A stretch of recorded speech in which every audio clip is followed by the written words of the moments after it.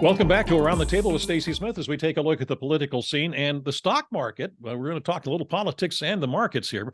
Well, the markets have been surging ahead, and it would appear that inflation is easing and that we could be nearing an end to interest rate hikes.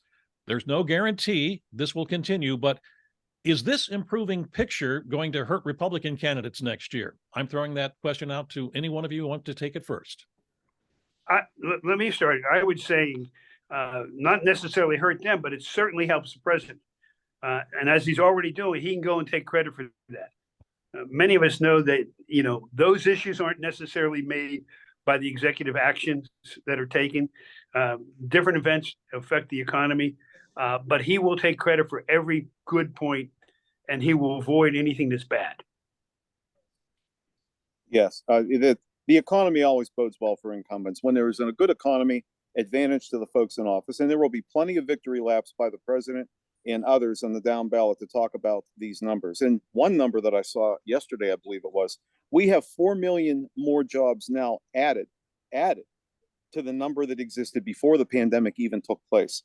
That is a number that you will start to see and hear a lot of. So if the economy's doing good, people vote with their wallets. We all talk about that. If that's good, despite the fact that people may think, well, he's too old or he's been around too long, and they ignore the accomplishments of his tenure and these recent economic gains, they'll still vote for him. Joseph, your thoughts? So I agree with both my colleagues. It's a positive for the incumbent Democratic president.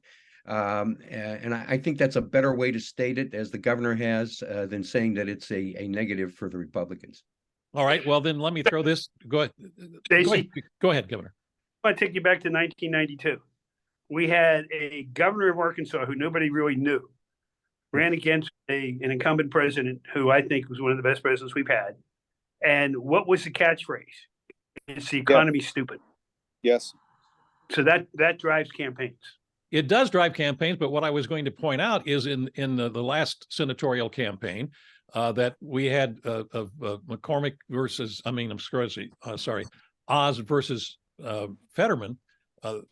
People were licking their chops on the Republican side because Fetterman was the candidate. They thought he was going to be easy to beat, and they also added to the fact that the economy was not doing well at that point. And still, Fetterman was elected, and to the surprise of many Republicans, I think. Well, they made the mistake of picking Oz over McCormick. That's where I was going.